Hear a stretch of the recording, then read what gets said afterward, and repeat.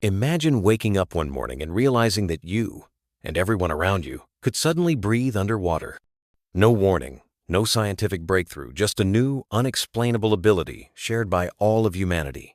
Within hours, the news spreads across the globe. Streets empty as people rush toward lakes, rivers, bathtubs, anything with water to test if it's real. As people dive in, they find they can stay under for minutes, then hours, without ever gasping for air. It's as natural as breathing on land. No gills, no mutation, just lungs adapted in a way no one understands. This new ability unlocks the oceans, and suddenly, the entire underwater world is ours to explore, without fear or equipment. In just weeks, the tourism industry is flipped upside down. Entire resorts begin construction beneath the waves, offering guests the thrill of sleeping with manta rays gliding overhead or dining under the shadow of a whale. Designers, architects, and engineers rush to develop new ways of living permanently beneath the ocean's surface. Scientists leap at the opportunity to explore depths previously unreachable. What once took years of training and oxygen tanks now takes only courage.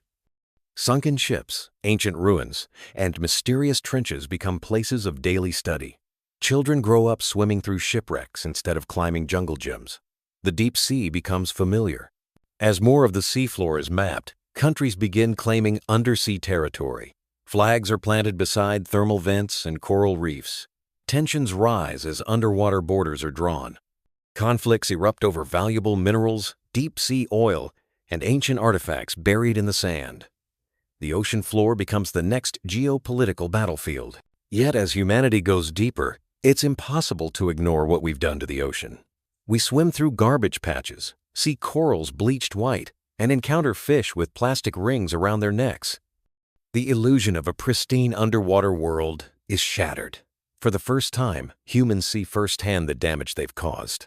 Out of this awareness, movements arise. Groups of eco-pioneers abandon the land entirely, building sustainable underwater communities powered by tidal energy and surrounded by cultivated coral farms.